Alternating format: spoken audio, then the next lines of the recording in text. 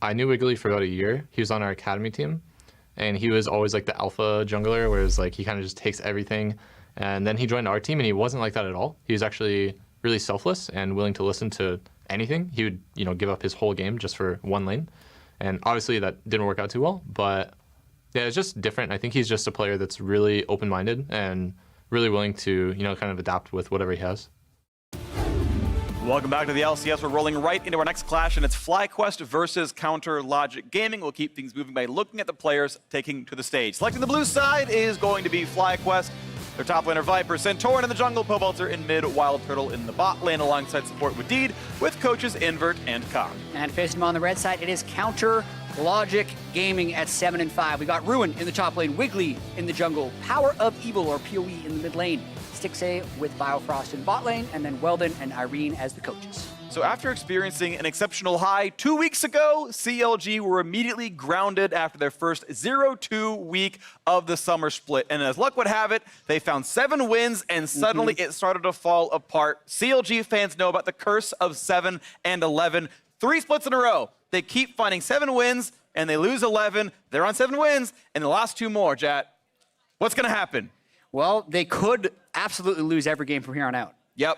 But it is probably very unlikely. They had an 8,000 goal lead at one point versus the Golden Guardians. They also have the easiest remaining strength of schedule in terms of opponent win rate. So I expect them to at least win one of those games to break the 7-11 curse. Probably. We're hoping they go at least about 50% from here on out. They are in playoff position. They're going to aim to break that curse versus a surging FlyQuest who had a large win streak only broken by the first place team. Yeah, and a lot of it is coinciding with Wadid's entrance to the team, and it's helped them go on a little bit of a mini run. I also want to highlight a player on the team who's changed a lot. Back 2 years ago, the last time I was casting here, Freak, Wild Turtle died all the time. Yeah. But before his last game, where he did die 4 times against Team Liquid, he had the fewest deaths per game of any player across LCS, LEC, LPL, LCK. He was playing incredibly safe while still having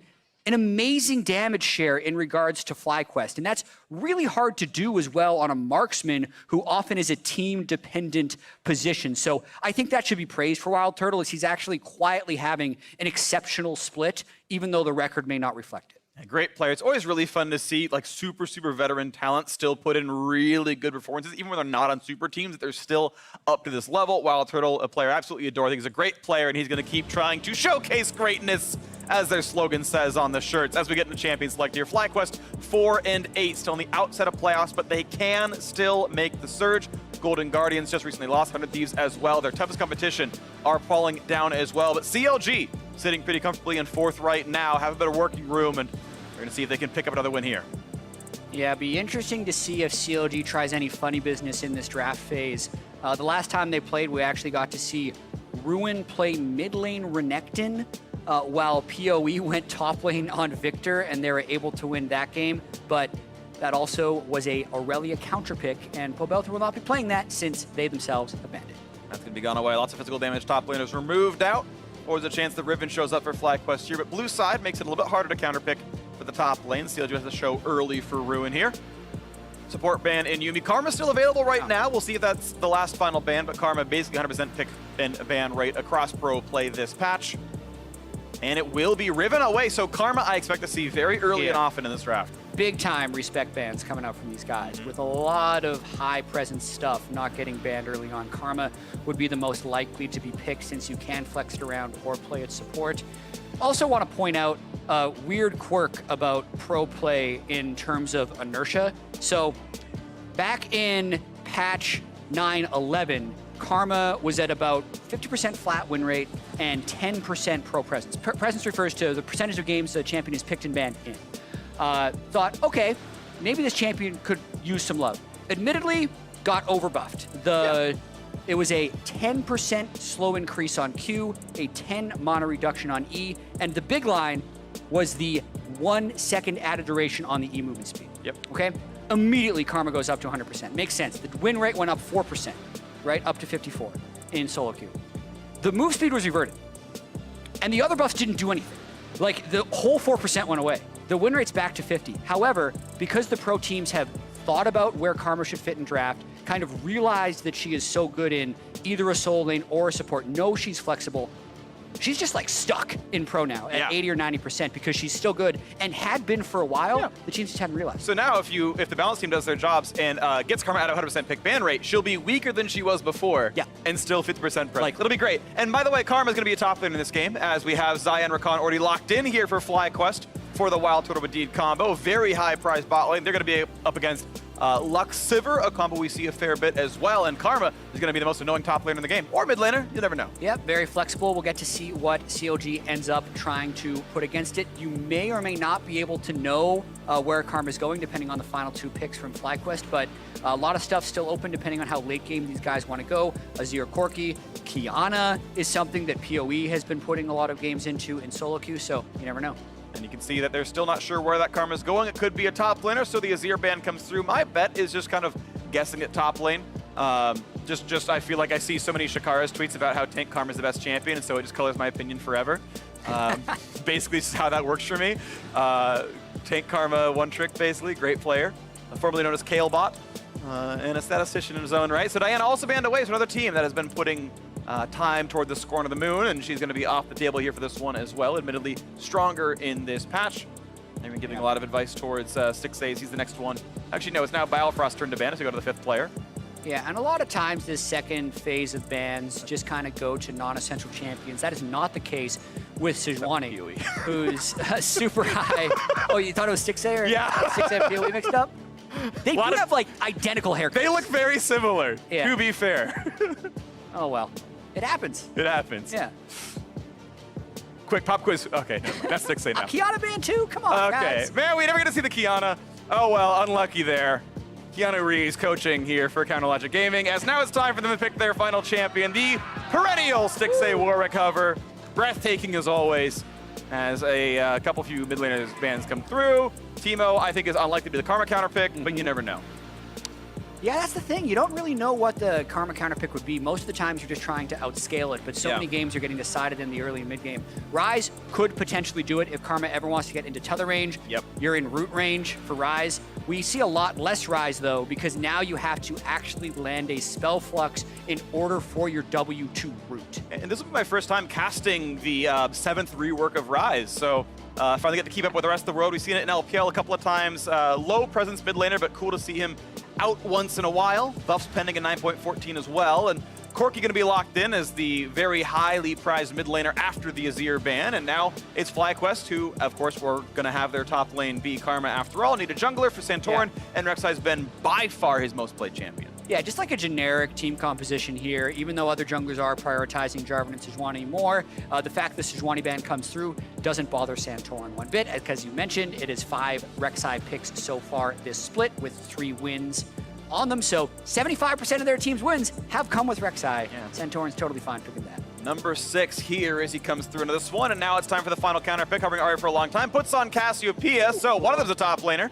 Cassio or Ryze up there in the top side. That'll be exciting to watch for. Yeah, I love watching PoE on his slightly less present mid laners, but Cassiopeia to me hasn't one of his kind of throwback picks. To me, those are the Victor and the Orianna. Victor was banned, didn't feel like Orianna was the right thing to play against Corki, so yeah, a lot of unknowns coming into this game. How is Viper's top lane Karma going to look? How is PoE's Cassiopeia going to look? And how are these teams going to be able to engage fights? Like, it's so much on Wiggly as well as the Xayah Rakan for FlyQuest. Yeah, Wiggly the big engage tool here. Ruins Ryze. Keep in mind, there's now a 3rd rank of Realm Warp. The cooldown gets pretty short and the range is not too bad, so you can see some pretty big moves out of that champion. And meanwhile, it's going to be the Rakan, Wadid, leading the charge here for the FlyQuest side, and Wild Turtle being a very large carry. Several supports in this lineup for FlyQuest side. 2 big backline marksmen. Welter has been better as of late, stepped up quite a bit here. Wild Turtle has just been completely stellar. And now we'll see if they can push on forwards. FlyQuest are a game and a half out of playoff position right now. With a win, they are only 1 game behind with 5 games to play, and they can make their way in, but it will be a very late surge. CLG alone in 4th right now. Have to make sure they can keep their lineup looking good. but it seems possible. They are poised to break the 7-11 curse and make it back into playoffs and look comfortable once again. Yeah, it's kind of nice to come back and cast Week 7 because I immediately get to say stuff like, this is a must-win game. Which it is, I think. I think it's a must-win for FlyQuest. If they go to 4-9, they probably don't make the playoffs. And even though it's not a must-win for CLG, it would do a lot to kind of curb the stress of their fans and probably Biofrost, who, by the way, has been the guy who's been around for all of these 7-11 things. He joined CLG. Immediately, CLG stops making playoffs, even though it doesn't seem like Biofrost was a bad acquisition in any way. It's just the team hasn't found a high level of success. Yeah, I think he's a star in his own right. It has been some rebuilding for CLG, but now Wadid is actually surrounded, but they don't know that. Secret Agent Rakan. Is he recalling? He actually wasn't recalling. I actually would have done that, but now He might be in trouble. I mean, if he learns W, he's fine. Everyone learns W. Well, Binding down for 2 seconds. There's the bind. Nice. Jukes to the right. Oh, puts on those fancy moves. He's going to recall anyway. Like, just take the damage and press B. Haha, I was in a bad spot, and you only got some Spell Thief's gold. I just I just think it's funny. I'm going to spend time on something useless. Would Deed spend the time to juke the Sivir Q? That would never kill him, which made him recall 2 seconds later. So in the moment, the right play is dodge damage, but he's actually now later to the leash and later to lane as a result. Have you heard of Mental Warfare, Freak? Yes. Yeah, I totally agree with you. It would have been better for, because he's actually late to pull red. Exactly. Now, See? by a couple What I seconds. said. So when Santorin, Just in the leash. If Santorin is a second late to his top lane gank, they would be like, damn, game-losing taunt by Wadid. Otherwise, I feel like it's worth. Yeah, I feel you. I feel you. All right, well, Biofrost is now in the brush looking for the Qs. Turtle knows he's there. Has to kind of walk around. There we go. Dodges it right. Oh, look at that. Woo. Every skill shot dodged away. Perfect CS for Wild Turtle as he knocks down the third melee minion. We're good here. Yeah, quietly as well, and that was a lot of quiet stuff that FlyQuest has been doing when we talk about Wild Turtle had the lowest deaths in the league per game. Wadid also has the best KDA in the league, but you don't necessarily get those things just by being super, super awesome, as we see some trading happen in the mid lane. Wadid has a 13% forward percentage, and that means he only spends 13% of the laning phase above halfway up in the lane. Some bot laners are as high as 50% if they're pushed insanely much. So even though Wild Turtle and Wadid are playing very safely, they are almost always pushed into their turret, which will make it a little bit more limiting about what FlyQuest can do with the rest of the map. And as luck would have it, chat, look at where they are. They are under their turret, but 0 deaths. So far, all the stats are lining up. As they knock down a few more minions, and there's a temporary CS lead here for the CLG side. One more auto. There you go. Auto gets the cannon. He's going to feel fairly comfortable on the farm side. Should be all right here. And we look around the rest of the map. We had a temporary lead for Powelter, pushed in the first 2 waves. Managed to get 100% CS, whereas PoE lost 4. Santorin are looking aggressive.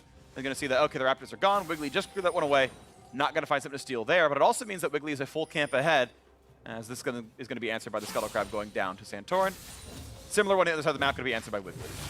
Yeah, so both junglers decide to stick around all the way to the Scuttle Crab. It's going to be a full clear for Santorin. Not so much one for Wiggly. Depending on how passive this game ends up being, that could be fairly beneficial for Santorin. Watch how Wiggly does. I feel like he's mainly just guarding against a possible Rek'Sai gank before recall. Yeah, walking a tri-brush, puts the recall down. Okay, now you don't know for sure if he's waiting with full health. I think you probably never tower dive this, so I think they can just always feel safe, but there's always a chance he went to look at Krugs and wasted more time. It's always just smart to get in some brush before you recall, just in case, because you never know. Yeah. In fact, they could both be going for Krugs in the top side. Wiggly would see Santorin on that ward if he decides to go for something, but he's in a good spot right now. If Ruin ever did push up, since Santorin is not spotted by the ward, he could tunnel behind him and at least force a flash. Nope, just recalls. But again, recalling in Fog of War near a play that could have been had. Ruin's going to find a big root, find some damage there, and Viper self-shields, puts on W, runs back out. Phase Rush for the Rise, able to easily kite. Comet for the Viper, and every time he lands the Q, gets some extra damage there. Yeah, I'm going to end up paying a decent amount of attention to Santorin's efficiency this game, but it will depend on whether or not someone actually ganks his top lane. Kind of difficult to gank a Karma. Yeah. Again, part of the reason she has kind of reemerged as a top pick. Absolutely. So Santorin back on the map, back as the camps come back up, gets the chickens, going back down to the Krugs. It's been a very highly efficient farm path so far, actually. Yeah. Going to be a camp or two ahead. So let's actually... W. He's able to this flag. gank. Yeah, but he's always going to get away from that one. Finds the slow, finds some damage, but that was really just Power Heal doing all of it. It's going to be Poelter, forced to recall away. So while Wiggly ganked, someone was killing Krugs, and it was Santorin. Let's talk about Krugs for a second. All right, chat. About a year ago, when Santorin was starting to get recognition for coming back as a strong jungler, one thing he did more than other jungles is he would always kill Krugs.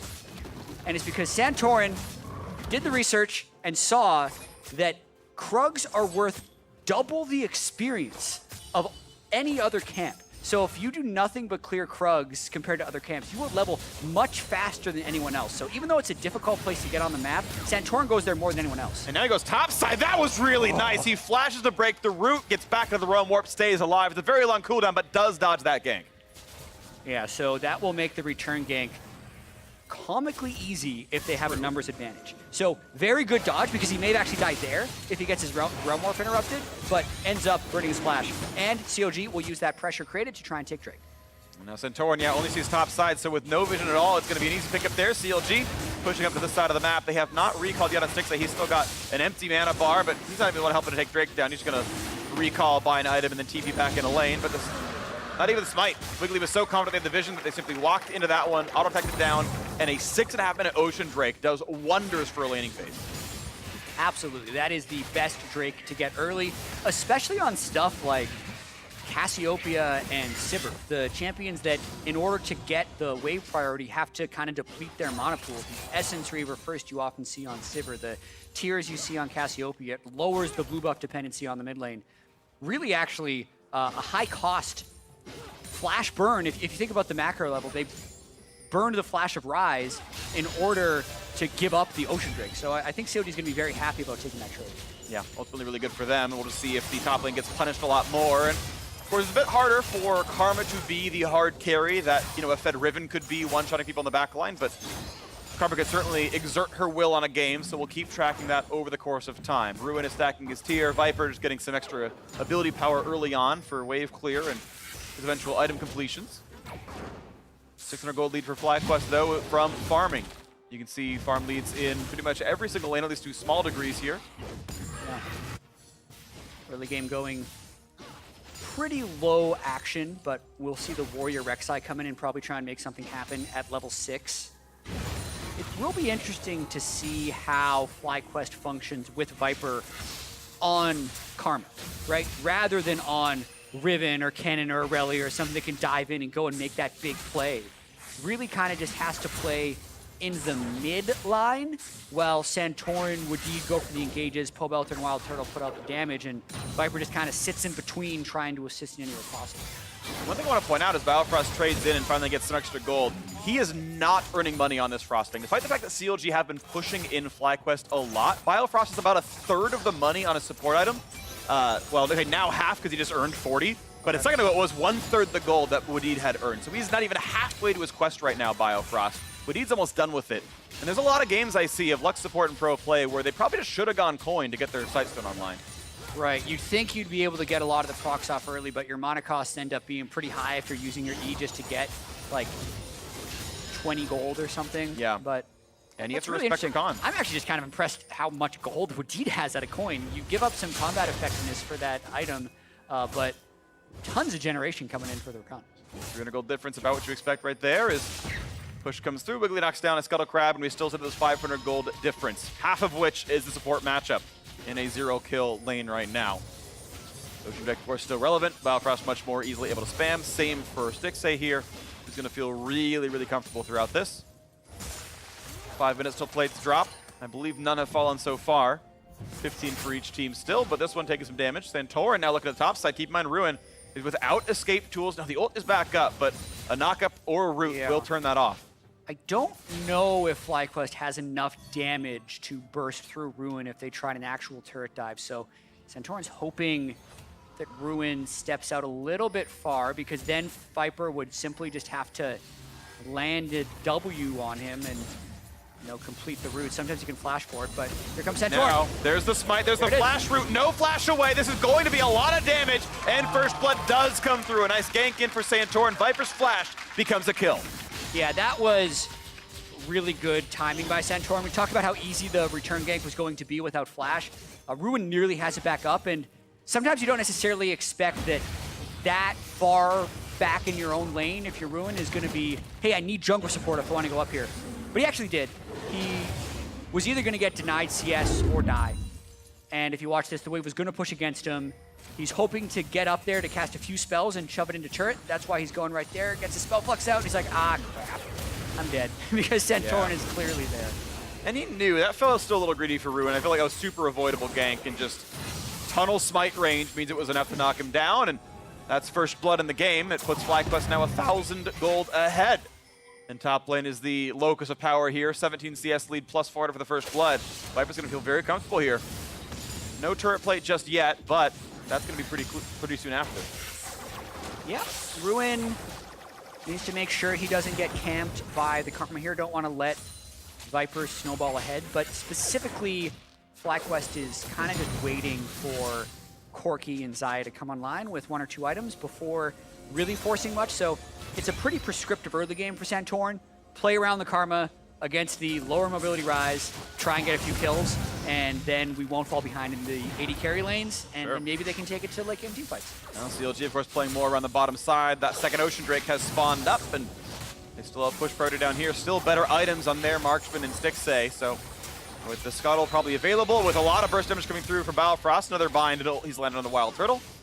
Means they can make that life a little harder. That's good damage, nicely played by Stixxay. And that means it'll be hard for Turtle to fight for this one, although FlyQuest, with their squad, they would have knocked down a few of these wards to get some of that vision back. Yeah, that's a lot of plates that CLG's been able to take bottom lane. I believe it's 3, and now they're going for the second Ocean of the game. This would kind of solidify their laning phase and their ability to stick around a long time for the rest of the game. Probably just going to go over to him. Okay, good smite. Turtle tries with the Q, can't quite get it. But mid lane's going to be under attack, and that will be one picked up. Jack, you're right about 3 plates down to the bottom lane from the straight 2-on-2. Once the recalls came in, they dedicated the auto attacks to it, and that was looking pretty good. Good check in on support gold real quick.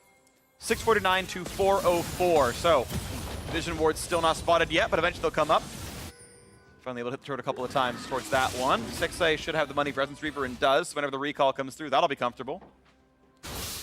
Yeah, at this point, Wadid's going to probably leave the bottom lane a little bit more. It's a tricky situation because they're getting shoved in so much by Sivir. You don't just want to give over the first turret for free, but the fact that Wadid hit his Sightstone much faster than Biofrost would be an opportunity to go and try and get some deep wards, double up with Santorin, get some Recon, Rek'Sai ganks in because of your vision control, and maybe snowball a bit of the lead, but I feel like they don't have to at this point in the game, and they're just gonna, once again, wait for more items to come through on Xayah. And back in the lanes yet again. Teleports used by both AD carries down here, as Wild Turtle and Stixxay are squaring off in the 2-on-2. Supports, not to be unmentioned, Wadid and Biofrost also pushing up. Moby Boots now down on both of them, so the ability to roam is going to be there. Again, Sightstone only down on the one of them. Sadly, Biofrost still 13.5 minutes in without that extra ward dropping.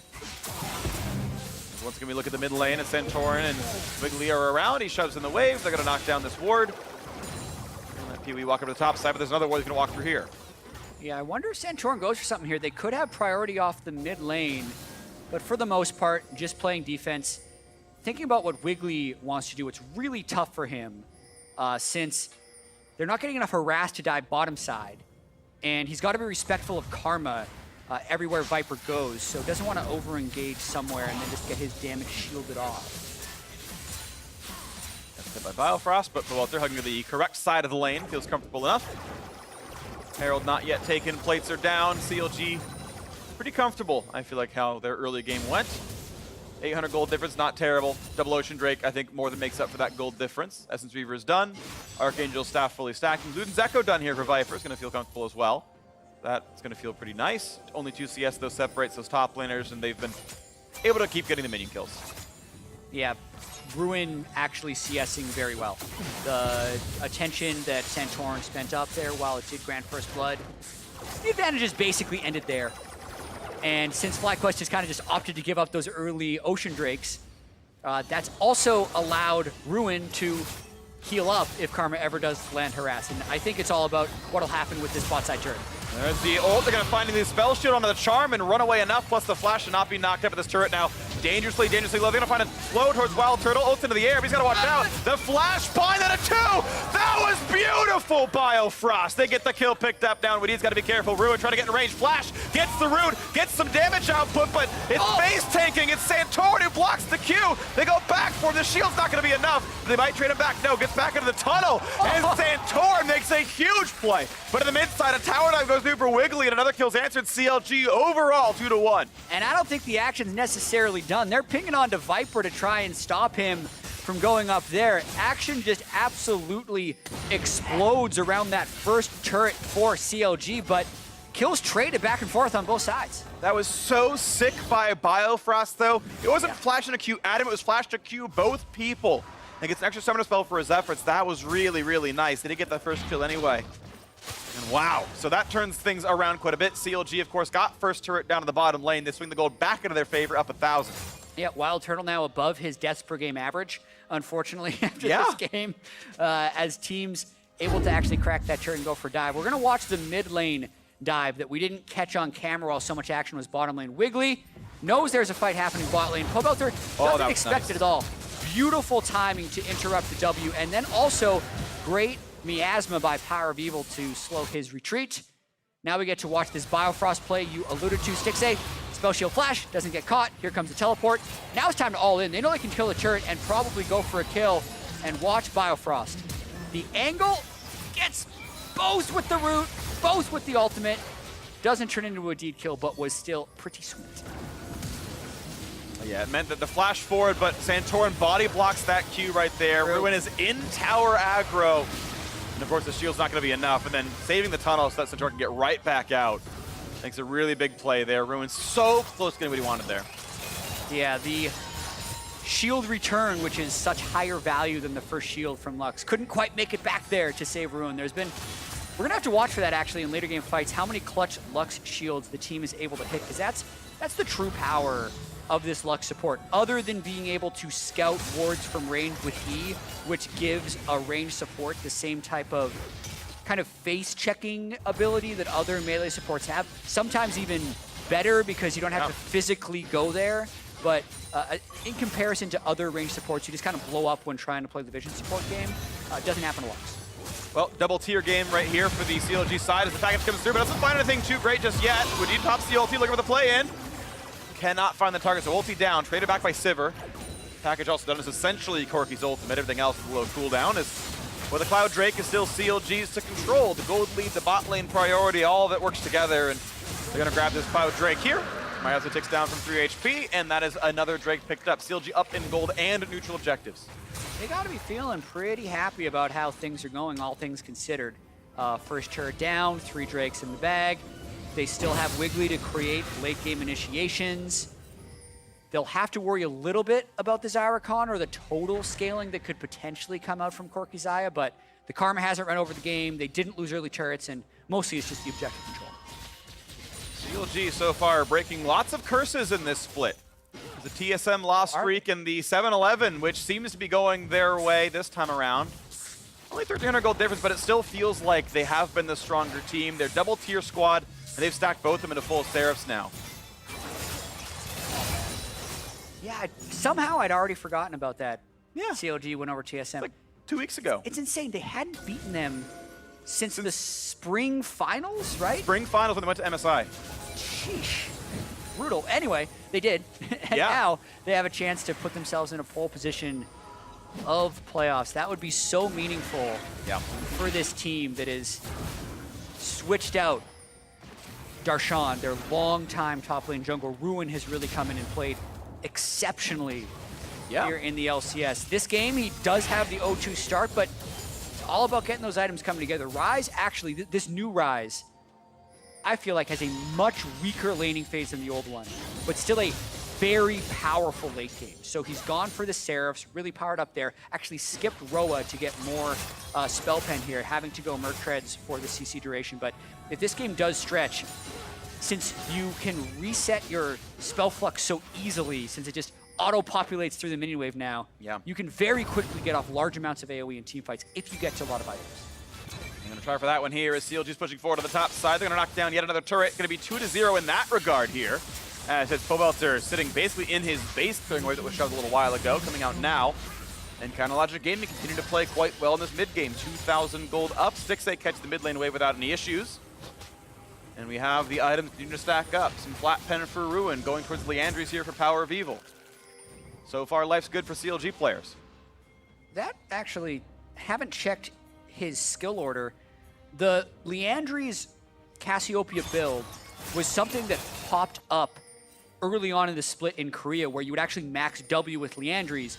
It got significantly nerfed. He has not maxed W this game, but the same theory will still apply of just watch out for the damage that that W creates and how good the Leandries can be throughout an extended fight as Cassiopeia.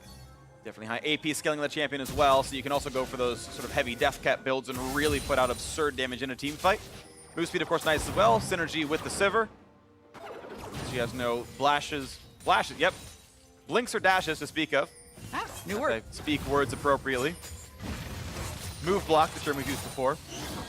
Yeah, that's a word that just has no logical bearing. It's just when you're actually like making the game, it's like, how do I make someone dash? Oh, put a move block in there. Yeah, it's like a scripting term. Building block. And then it just became like a casting term accidentally.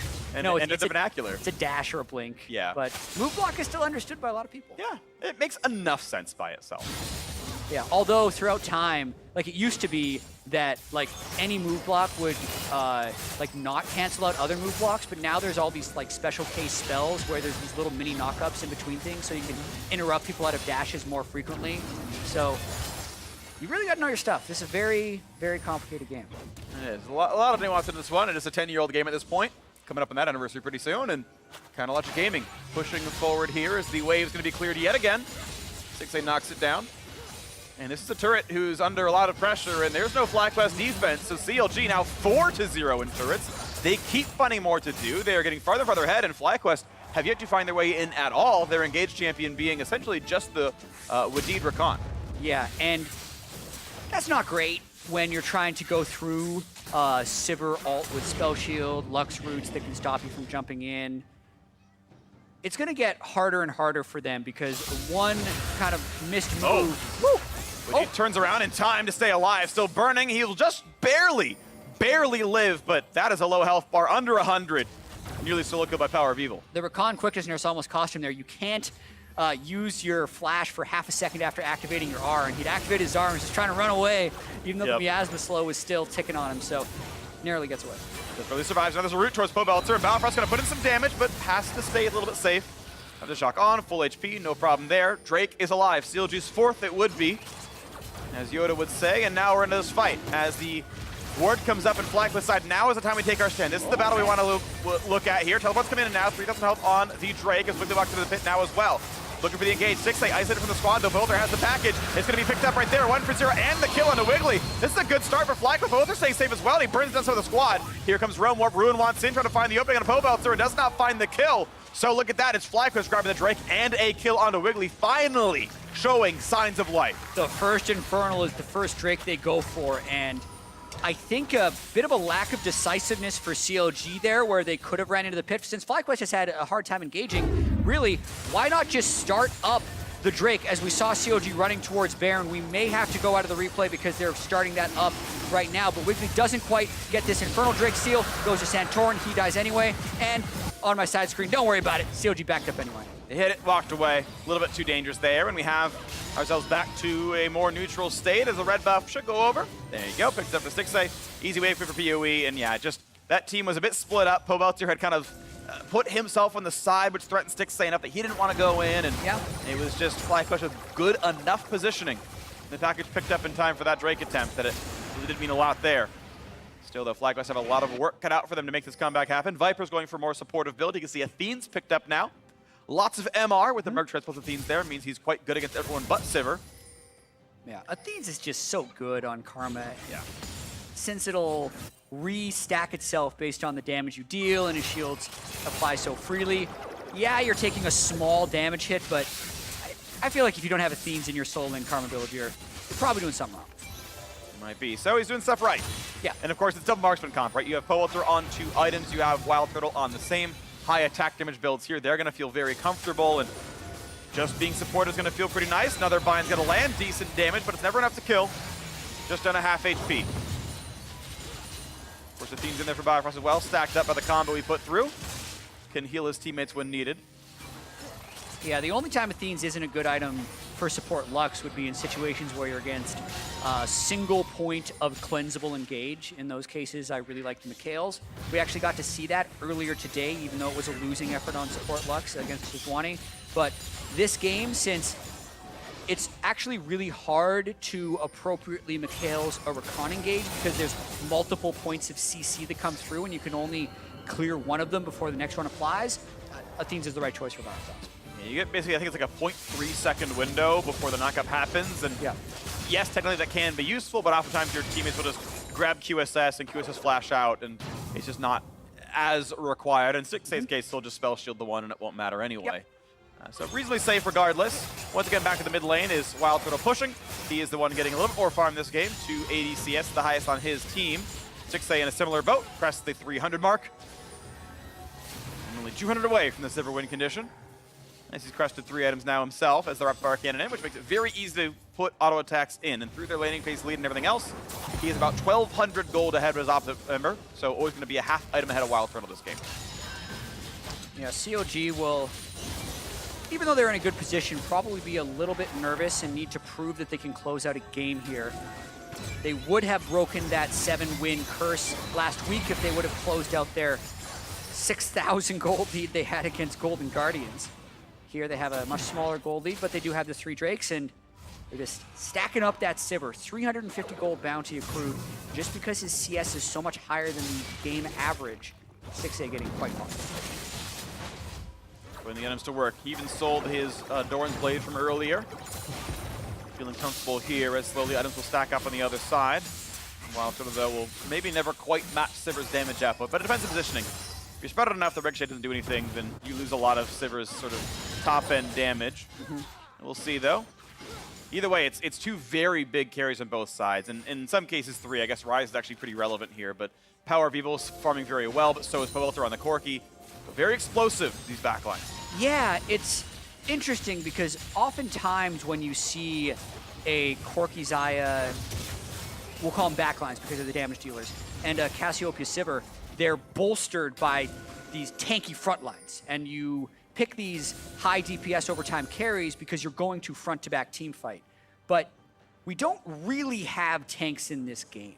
We just have the Karma for shielding and AD Rek'Sai. We have the one tank Jarvan who will melt if he tries to tank both hard carries by himself. So it's really hard for either team to actually set up a fight because they don't have assassins or great flankers to deal with squishies, and they both want extended fights, but neither team can actually front to back because they have no one to put in the front. So they're just kind of waiting for these awkward picks in what has turned out to be a slow game.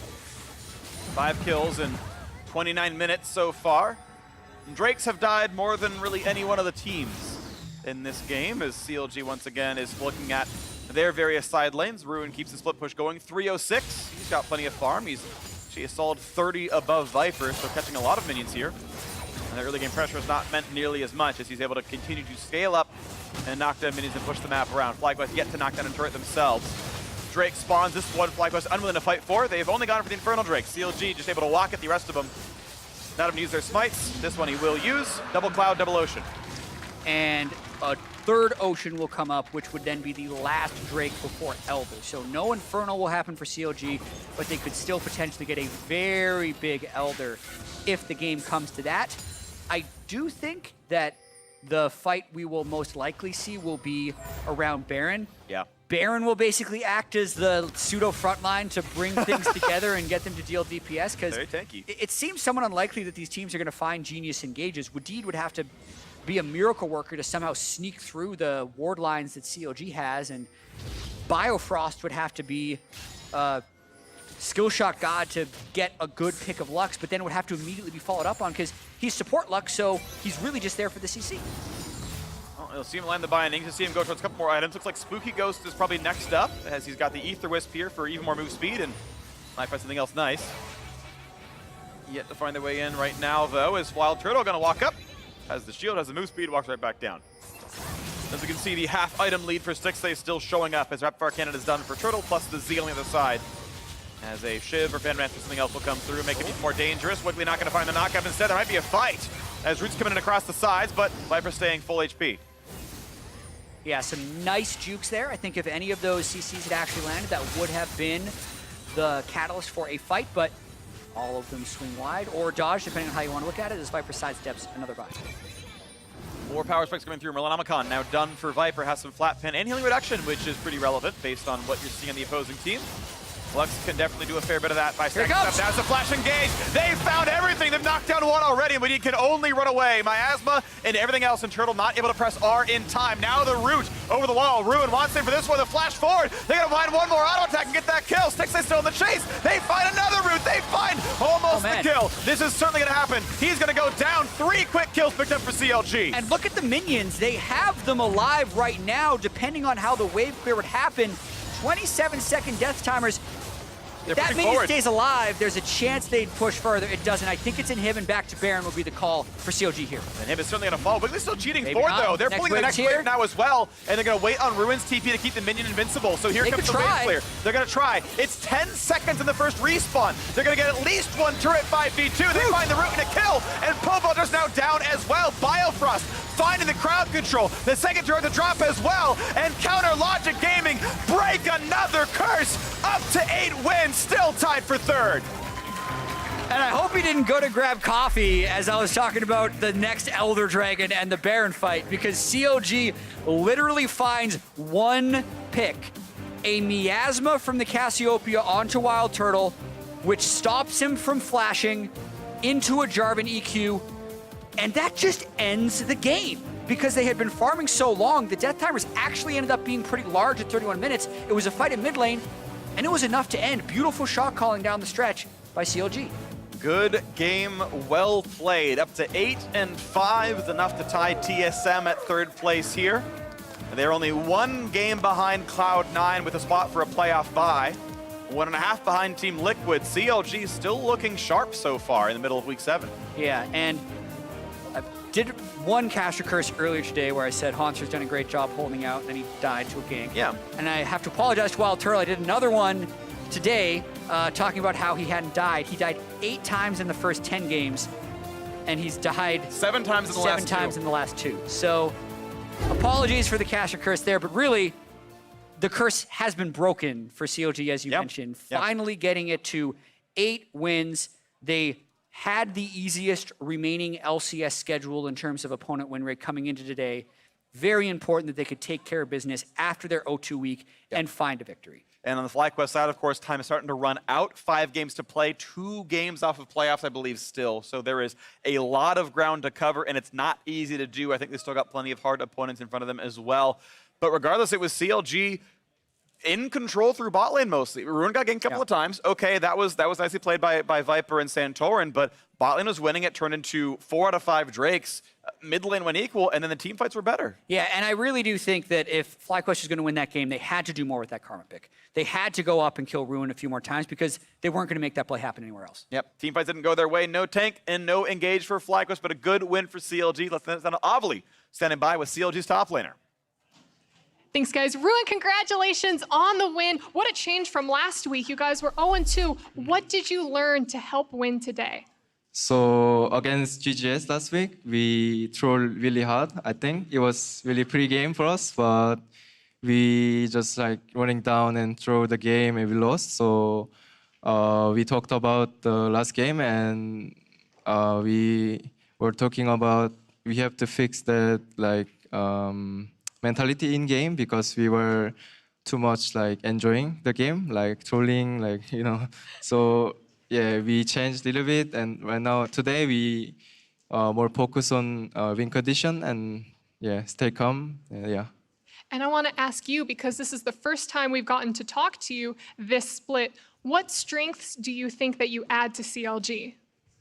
I like to play side lane champ, so I died a lot in game, but I think I they are using like many resources to me, so make other players play like easier, like mid lane, bot lane.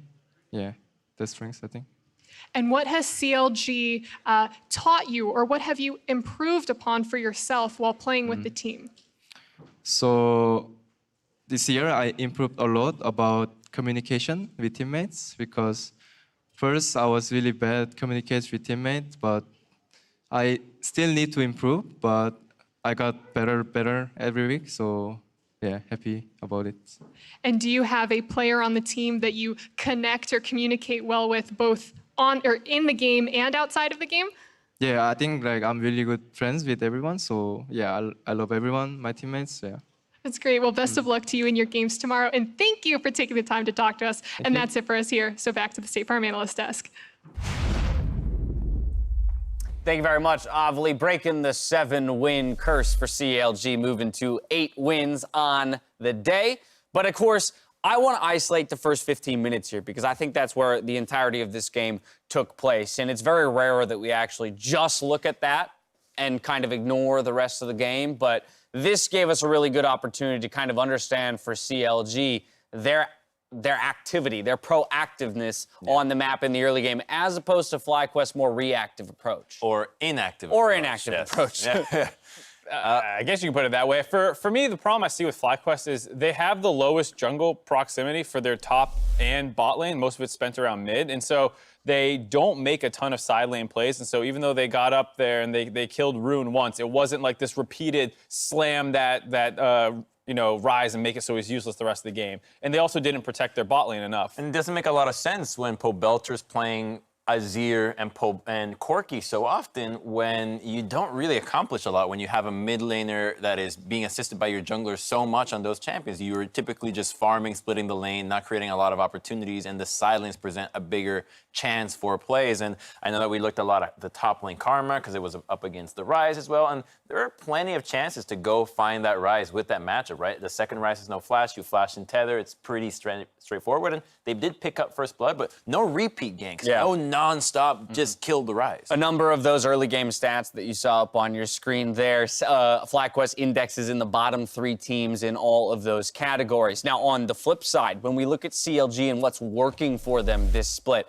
we constantly talk about Wiggly. Yes, Rune was brought into the team, but Wiggly seems to be the piece that is really starting to work and is the guy who's largely responsible for a lot of these early game statistics ranking highly. He's the 3rd highest jungler in terms of kills and assists at 15, which is kind of that jump start for them that they need, because they don't really roam a ton. It's not like PoEs in the bot lane and the top lane all the time, but they take really good matchups, and especially in the bot lane, aggressive ones with the Lux so often, and then they make 1 or 2 really impactful plays, which is what happened again I here. think that impactful play is that FT percentage. It's the first tower, and at tied for 2nd place, that's very impressive. 61% of the time, they're completing that, and that's a big objective that leads to snowballs. Not so much as your kills, your assists, and the gold, which is a lot of kills in CS, but the fact that you have that means you usually have a really good matchup where you start getting a little bit ahead, and then you pull a tower dive that suddenly goes into, okay, you busted the game wide open. The kill score in this game sat at 3 kills for FlyQuest, 2 kills for CLG for a large majority of the game. Those 2 kills coming in quick succession around a bot lane turret dive, while a mid lane turret dive was also happening for CLG. Executing these to perfection and ultimately taking control of the early game so that they could push forward to victory. Yeah, and so this is kind of what we're talking about. It's this 2v3, nice spell shield to get out of that. Doesn't get knocked up, easy ignite, teleport comes through, and now they're there breaking the first turret of the game, like Crumbs is saying that they're so good about doing, and then that flash binding by Biofrost is so good. And the sick thing here is that when you look at the minimap, Wiggly was actually roaming down to the bottom lane and then gets pinged off. No, go somewhere else, you're not needed.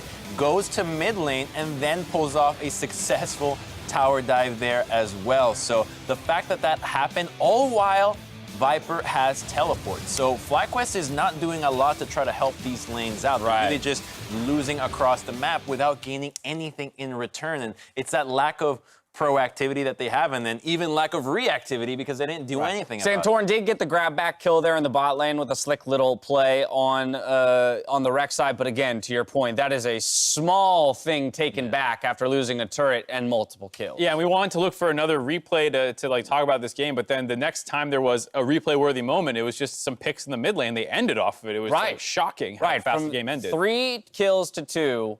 At that point in the game, we jumped to 30 minutes, and it's still essentially the same state, just while CLG has slowly, increased their hold of the map. They want it out. They're like, we're not going to Baron. Let's go home. Let's do this. And the second that the Rise based back when he was at a pretty decent health, you knew that they were going for the end because he has the teleport, and you know that they're just waiting for the minion wave to come in, use the teleport to make sure that the minion wave tanks the double turrets, and then go for the play. So CLG should have seen it coming, but all of this, I think, serves to highlight, too, what Rune was talking about in the interview, which is that for the team, it's become all about gelling this split, right? About, finding their way to communicate and work as a team, citing maybe having too much fun last week in some of their games and letting things slip away from them. But ultimately, it isn't about a specific player coming in and just, taking control of the entire team with some wild individual skill that pushes them to these victories. This is a unit of players that is really working together to push themselves to an 8-5 record, already eclipsing their previous splits and positioning well for playoffs. Yeah, I mean, the whole team is playing a lot better, and that's, kind of what you heard Stixay even saying, I believe, at the beginning, where he was like, the first time I saw Wiggly as this really aggressive vocal player. He came into our team, wasn't quite the same, didn't work out, but he's just been so driven that he got better, and now CLG's a lot better as a result. Without a doubt, CLG pick up a win, move to 8-5. We're taking a quick break. When we return, it's Clutch Gaming, who aim to take down first place, Team Liquid. See if they can pull it off. Don't go anywhere.